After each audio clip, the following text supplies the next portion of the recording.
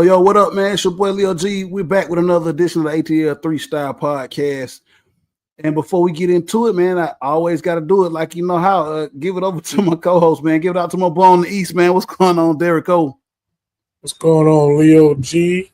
What's going on, Baby Banks? As we know, baby boys, football season, shout it. Football season, it is. Banks, what's going on over there on the south side, man? What's going on? What's going on, Leo? How you feeling, brother? Derek O, how you doing, brother? Doing all right. Everybody doing good, man. You see the theme, like Derek O said, football's back. So we're gonna get into that here in just a minute. Got a couple other topics that we'll cover here, but it's gonna be another condensed show, fellas. But I think we'll be able to cover quite a bit in the time frame that we have. Before we get on into it, definitely got to give out to shout out to Eastland's Woodworking and BEZ. Obviously, we'll drop everything in the comments, so you guys will be able to see that as we record this episode. But we're gonna do a fit check, drink check, and jump right into it. Banks, we'll kick it over to you, man, on the fit check, drink check. What's up?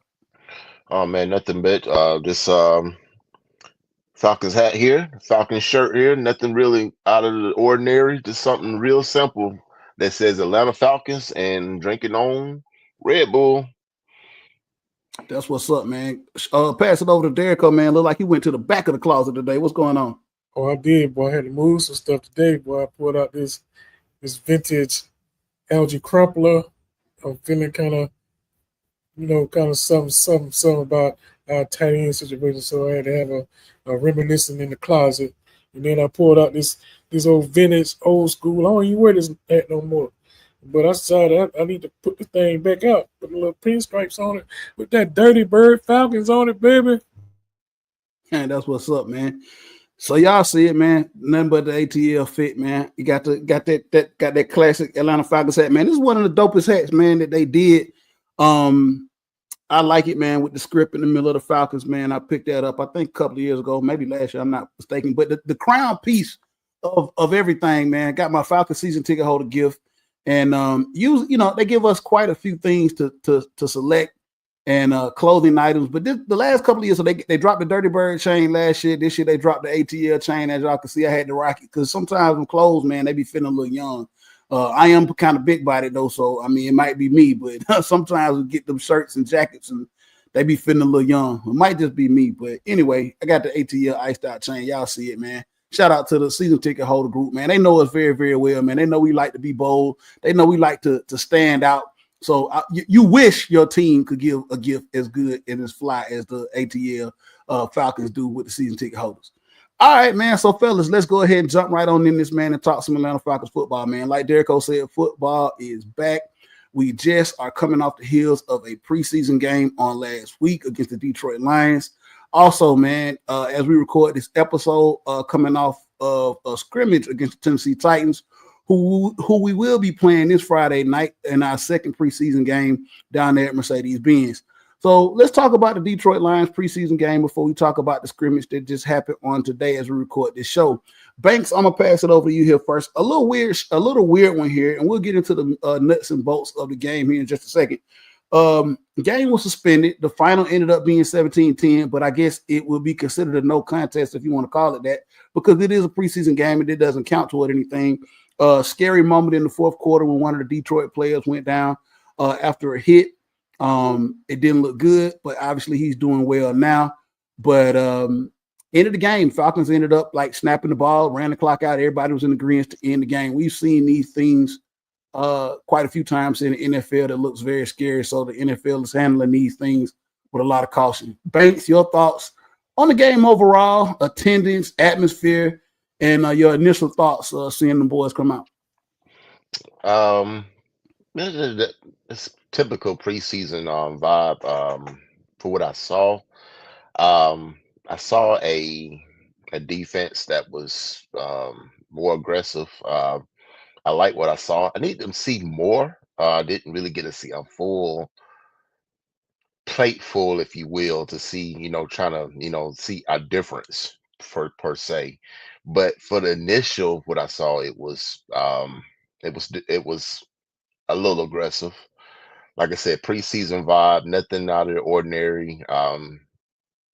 It was just a preseason game, y'all. I didn't really get anything out of it. So prayers up for the young man on the Detroit Lions who was in that injury that was kind of hard to watch.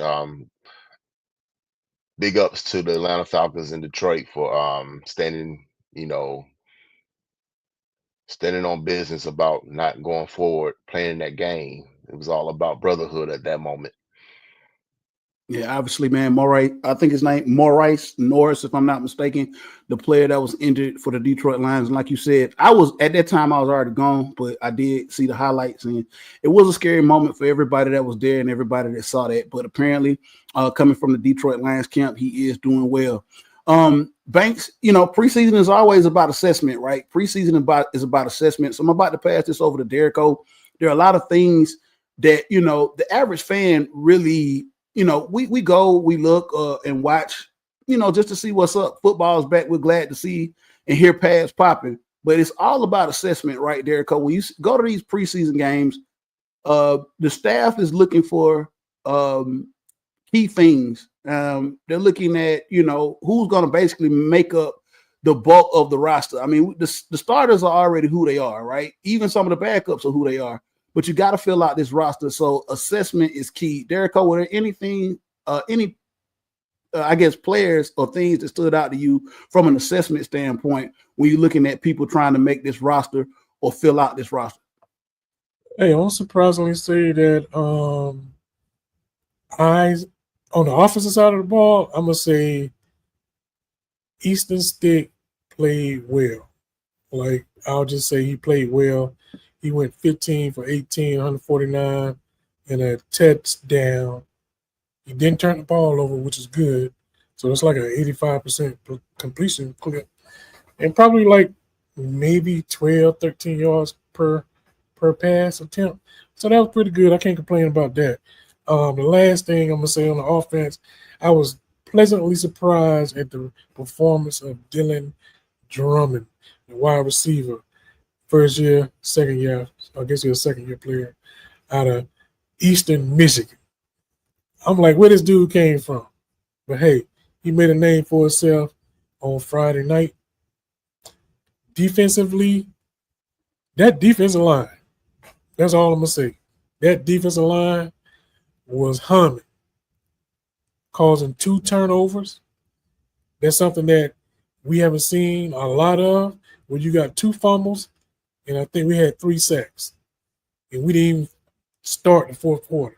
So those are the highlights for me as far as evaluation. Those 2 players on offense, and I'm saying the whole defensive line on defense. And I'm going to go back after you probably make a comment. I'm going to single out somebody and what had to happen in order for his name not to be on the play chart. That's what's up, man. Yeah, so offensively, and Easton Stick came out, did his thing. Obviously, he is the third man out in the quarterback room. And I was pleasantly surprised too, looking at the defense and what they're trying to implement. Obviously, you're going to get a very condensed version of what we're trying to run. This is definitely even obviously the personnel is not what we're going to see week 1 against Tampa, but even like the playbook is very condensed, watered down version, and just some schemes schematically, just moving pieces. We saw Arnold Ebiketie, we saw Brandon Dorless, we saw D'Angelo Malone on that defensive front. We saw Rook Ororo on that defensive front wreaking havoc, man. And they did some very, very good things. And like I said, that's going to make the meat of your defense behind the starters, obviously, So you like to see that. And then we also saw a little bit of I think it was a kicking competition with a young man over from Germany. I think he bombed a field goal early on. He's in that competition with Young Wei Koo. So, like I said, it's all about assessment, and I like what I see. Speaking of assessment and speaking of certain things when it comes to the preseason here, shout out to my boy Stokes. Talking to him about the preseason and what it means. So here's an interesting topic, and let's get into this here. And I know Derrico wanted to come back in and talk a little more about some of the assessments, but I want to talk to Banks here a little bit about the preseason. And there seems to be a sentiment amongst certain fans when it comes to the Atlanta Falcons, because historically, let's be real, Atlanta has not been to the playoffs in 7 years. And there's a sentiment amongst some of the fan base that the preseason games matter and that the Falcons aren't good enough to sit players during the preseason. And some fans want to see starters take reps in the preseason. And they said it means something.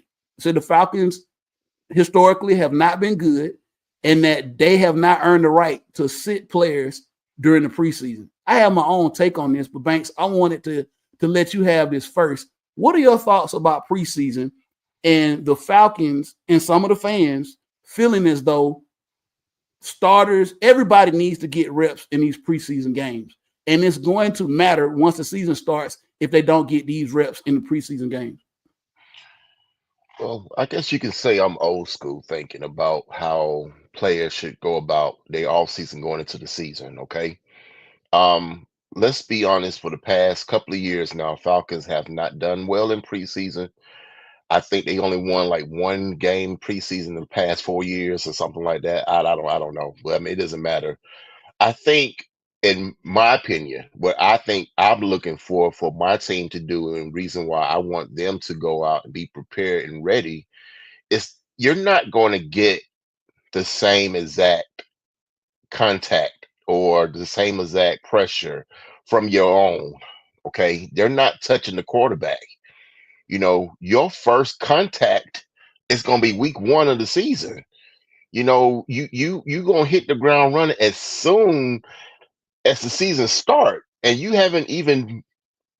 I mean, you're doing love taps in training camp. Let's just be honest, okay?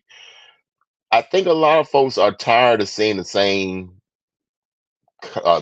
movement of this team. You go out there, you rest all your players because you don't want nobody to get hurt, and then week 1 and you look flat and you can't get nothing done, and all of a sudden it's like, well, we're it's early, we're gonna get it together. And week 3, now you want to start playing. No, you're not good enough. I think that's what people are talking about to do that. When you look at teams like the Chiefs, the Eagles, and the teams that have won and proven themselves, yes, they can afford to sit players down. Or here's a concept, they're actually playing them. Patrick Mahomes, Burrow. I mean, everyone's playing their players. Why are they playing them? Because they want to get those hits out the way. This is coming from Burrow. He said he's already 15 snaps ahead of the game. 15 snaps that he took last Friday. And it's obviously a big deal. They're doing it. And we're just sitting our players. There's no rhyme or reason why we're just sitting them. Like we've seen enough in training camp. I don't buy it. I don't buy it. Listen, it's what they're doing today with this scrimmage with the Tennessee Titans. That's well and good. They still not hitting out there. Okay, they still got a red shirt on Penix. Okay, they're not allowed to hit him. When you go to week 1, Buccaneers are not holding back. They're coming after him, and they're gonna knock his block off.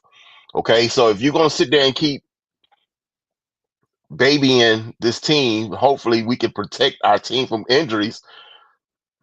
That's football, brother. I don't agree with it. You're gonna get hurt. You're gonna get hurt. Okay, when Braylon Trice got hurt last year in training camp, are we gonna cancel training camp? He got hurt in training camp. So I'm gonna get this over to Derrico here, Banks. I'm gonna get this over to Derrico. The sentiment is like Banks just said. The old school philosophy is you go out there and get reps. Here's my thing, Derrico. I think there is a certain contingency of the fan base that's grasping for straws, to try to get ahead of what could happen. Now, obviously, yes, man, practice makes perfect, but these guys are professionals. These guys, let's not beat around the bush. If you hadn't been hit already and you in the NFL or don't know what the speed of an NFL game is, obviously you don't need to be there. There are some people, in my opinion, that need more reps than others. Obviously, we just talked about assessment and people needing and the coaching staff and people needing to see who's going to fill out the meat of this roster.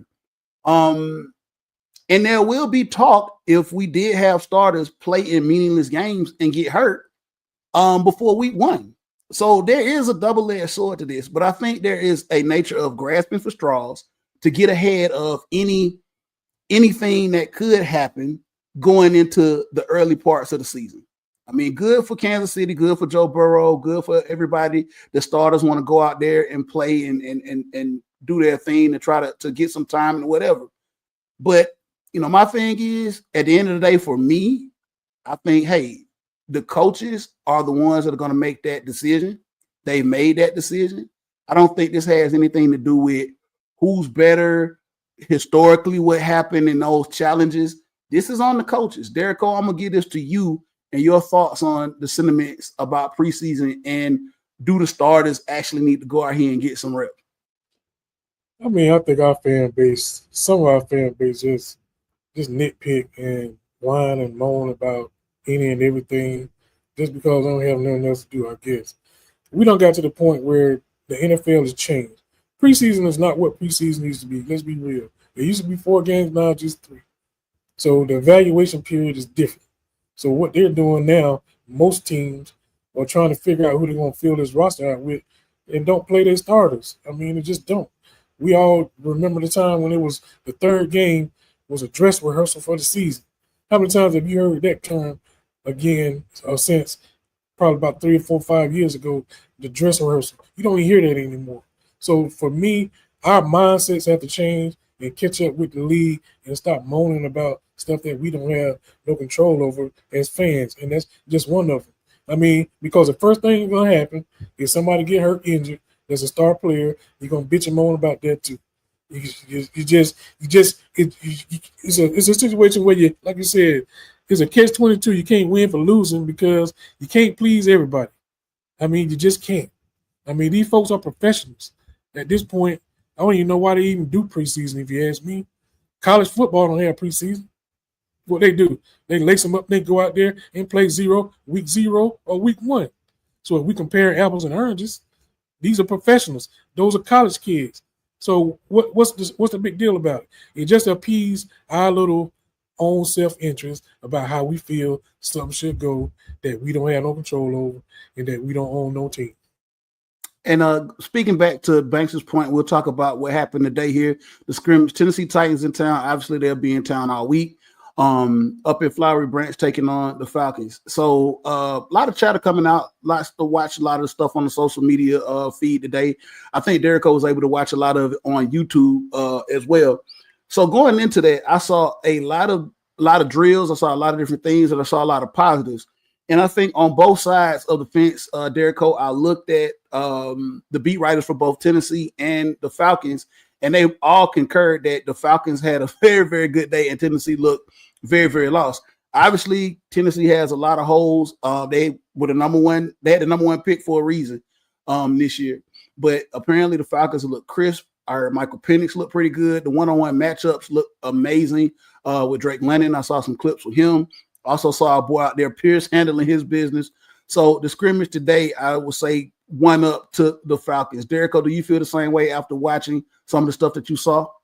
Yeah, let me be clear. They didn't put the actual scrimmage part live on YouTube. They was doing basically the one-on-one drills or the team drills, so to speak. Let's say if they had 5 linemen and then you had 5 or 2 defensive players out there. So that's most of the stuff that they were doing. So they didn't get into the actual scrimmage because they didn't want it to be out there on the internet. But yes, I personally think because the way that this thing has transpired the last couple of years, it helps. Not saying that it's the best thing, but it's also something different. The reoccurring theme that I keep hearing is folks like to be able to watch or even play against somebody that's not their own team. And it helps to plan. It helps to keep people like Banks was saying earlier. They may not be out there full hitting, but at least they're in contact and able to see what somebody else's speed is differently than what they've been scrimmage against on their own players. Banks, speaking to you as well, scrimmage, like I said, Titans going to be in town all week. We'll actually face them in a live fire drill, I guess you want to call it, on Friday night, man. So you gave us your sentiments about the actual preseason games, but in your own words, tell us, how do you feel? Because I think this is something that they just started doing here. They haven't been doing it a long time. They may have been doing this over the last 10 years, but we've had teams come in a week before and we've, played preseason games later on in the week. So how do you feel about the scrimmages that's going on and how we'll end up matching up with Tennessee this Friday night? Well, I mean, I guess it'll help. I don't know. I mean, again, this is a controlled practice. It's not the real thing. I mean, I can't go ahead and take something to the bank that, oh, all of a sudden this particular player went to work over I guess a team that's not even going 100% against him. So I mean, okay, I mean, sure, why not? Um, the word that's got out that Raheem Morris already told him that the number ones are not playing Friday yet again. So I guess, I feel like I just sit here and watch, say if you feel like this is gonna be what you need to do to get ready, by all means, have at it. I mean, like I said, I think it's pretty cool. I mean, coming from, a former player, once again, I have the disclaimer, never on the NFL level, we used to have, and I think Derek O'Neill and Cairo, y'all used to have the jamborees back in the day where, you had summer camp, right? And you do the 2-a-days. And like you said, you're tired of beating up on your people, man. Y'all did 3-a-days. That's why y'all probably good down there. But look, you did the 2-a-days. And, then you get tired of beating up on your own people, man. And then we had the jamborees where you would invite three other schools or four other schools, however we used to do it. And you used to play the 2 mini quarters, which is basically a glorified scrimmage. And you were able to go out there and assess your talent against somebody else. So essentially, this is what this is, except it's just a week-long level with the professional team. Like we said, these guys are professionals. And I think that, the assessment of preseason is for the coaches to fill out this team. And at the end of the day, the starters that are getting paid the money and are in the position to do what they need to do should be ready to go week 1.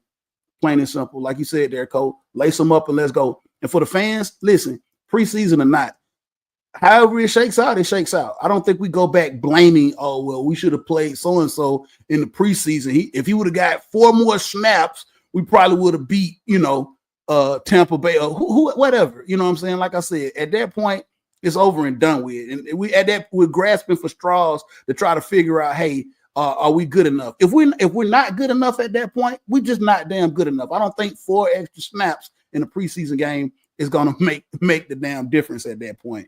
So guys, Friday night, you guys going to be in attendance on Friday night? I know you guys were in there this Friday night against the Lions. Banks, you going to be in there this Friday night against the Titans? Yes, sir, I will. I'm still looking into it. My daughter want to go, so I'm gonna give her the tickets. If these other 2 tickets fall through that the Falcons sent out for people that went to training camp, then I'll ride through that. That's what's up, man. I think I'm right now. I'm 50-50. It's a push, man, in this Atlanta traffic to try to get there on a Friday night. And I had a long Friday last week trying to get down there to Mercedes-Benz, man. But I had a good time, man. The atmosphere, almost, obviously attendance was low, but the atmosphere was pretty cool, man. I think a lot of people were geared up and ready to see some football, man. So we're into the preseason. We're into the thick of it. Like Derrico said, 3 preseason games.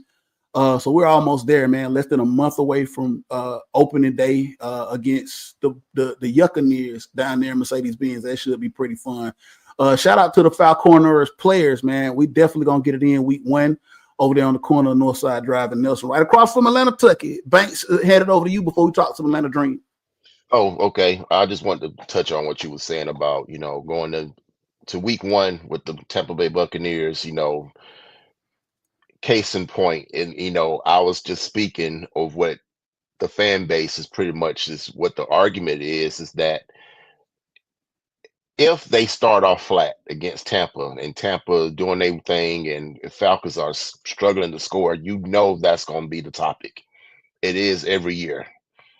When we struggled against Pittsburgh last season, we only scored 10 points, and then everything was like we should have played them guys in preseason. And even the people at the game were saying that, it's like people are like tired. They want to see something different. You know what I'm saying? Go out there and try it. You know what I'm saying? Again, the whole thing about the injuries, for me, in my opinion, it's no different than getting hurt in training camp. So what's the difference? I mean, if you get hurt in Hey, training man, camp, is it okay? once again, man, I think people are just looking for excuses and they like noses. Well, Everybody got, man. okay, yeah, it's If an if if, excuse. if we suck, It's if we suck, but we suck. Like I said, I don't think it's gonna personally. be. I'm just letting I you know don't that's think. what it's gonna be. You know what Well, I'm hey, saying? It's gonna let be them Falcons. talk. it's gonna be for those same old ones that complain about every damn thing else. It's the same vibe, it's the same spirit. Oh And at man, some young point, way cool you know, chain man, cleat. you just can't continue to feed into a played out narrative, and that's just what I call it. It's a played out narrative. Like I said, we have to understand that times have changed. Either we're gonna move with the change or we're gonna be stuck in a rut. Period. We can't use preseason as an excuse. Preseason again is not what preseason used to be. So people that's out there that have this, please grow up and get something else to bitch about. Hey man, strap them on week 1 and be ready to go. How about that, man? Let's get it on. Hey, speaking of which, the Atlanta Dream has been getting it on, man. Look, top of the Eastern Conference right now, 26-11, I believe their record. They're going to probably solidify themselves as a top seed. I'm sorry, they're 20-11, top dog right now in the Eastern Conference. I'm sorry, probably going to hopefully solidify themselves as a top seed moving into the playoffs. We got about a month left here in the WNBA season, man. Shout out to what they're doing right now, man. Just so they're tied. I'm sorry, actually, with New York, because New York is 20-11 as well. So they're doing well, man. Like Banks said, Alicia Gray, man, having a great season, almost MVP type numbers. So I'll pass it over to you here, Banks, man. A month to go here with the WNBA season moving into the playoffs, man. They look good. They really look good here going down the stretch. Sitting there watching the game they play, I was, kind of like going back and forth watching. They played Phoenix Mercury for the third time this year, and guess what? They won again. They swept Phoenix Mercury out the season 3-0. And Phoenix Mercury is a top team in WNBA, folks. They got home and home series with the Seattle Storm going forward, and like I said, think the Dream has not won 5 in a row now.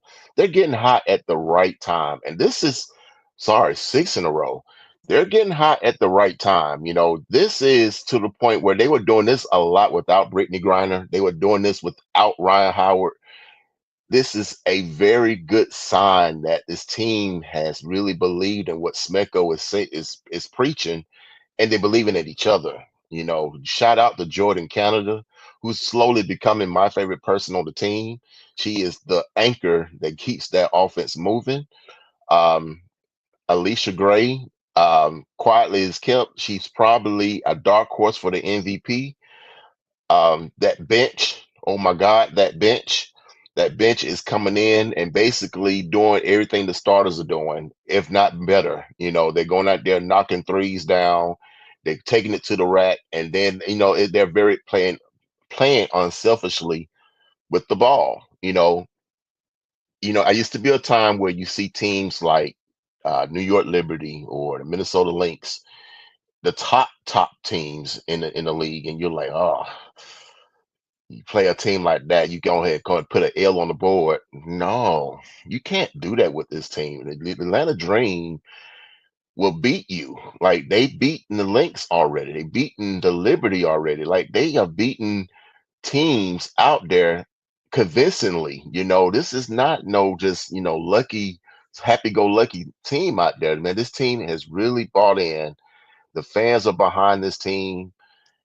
And I think if you're not a big fan of WNBA, broaden your horizon. Okay, it's a world out there for female sports. Okay, but they are There you go. doing the thing. And I basically I will dare you to sit there and watch a game. Just sit there and watch one game. I'm just talking about for the people out there who's like turning their nose up at it, kind of laughing to themselves, ha ha, WNBA. You watch WNBA, you and like 10 other folks. Okay, I'll be one of those 10, and guess what? I'm enjoying it. Derek, man, your thoughts on the Atlanta Dream and what they're able to do, and looking forward to going into the postseason here in just a little under a month. Hey, when we first started talking about the Dream early in the season, I told y'all when they get to the point where they gel, they were going to be a very, very good team. And this is exactly what has happened. Over the course of this season, you can tell that they're gelling. The camaraderie is there. I mean, they're smiling, they're winning, they're playing as a team, they're not playing as individuals. There's no big I and little U's on this team. There's nobody bigger than the Atlanta Dream on this team, even though they got big star names. Nobody's like, hey, whoa, I'm this, you know what I'm saying? That's not how they're playing. And I'm down this hill. I am so glad that they made the decision to get a new coach, because I've said it for the last 3 years. That was the problem with that squad. They had too much talent, and I'm glad they made the switch, and he is making me a believer in everybody that follows a dream. And like Banks said, if you that stuck on yourself that you think that you can't watch women's sports, you're losing an opportunity to watch something good happening in the A. Yeah, man, definitely, the evolution of the team, man, now and how they're playing, man. I will say it's a fun brand of basketball to watch, and they're doing the thing, man. Like you said, I think the coaching change is definitely what they needed, bringing in some of the players like Griner, man, just kind of the cohesiveness and bringing it all together, man. So, yeah, shout out to the WNBA, man. Ain't nothing wrong with watching WNBA. So all y'all punks out there talking that trash, man, we watch it. That's what's up. So listen, fellas, man, we've come to the end of the mark, man. I want to shout out our other teams that aren't doing so well, man. Shout out to them Atlanta Braves, man. Look, we love you. We love you, man. Shout out to Atlanta United, man. Somebody said get them boys some colored pencils because they like to draw over there. You know what I'm saying? Draw this past week with Montreal. So, man, shout out them. And look here, man, in a few days here, man, we'll have them dogs kick off against Marshall up there between the hedges, man. So we got a lot to talk about here in the next couple of weeks here, going into, sports in the fall, man. And of course, obviously, the NBA will be cranking up here in a couple of months. So we'll be talking about that as well. Before we get up out of here, man, Banks, let everybody know where they can find you.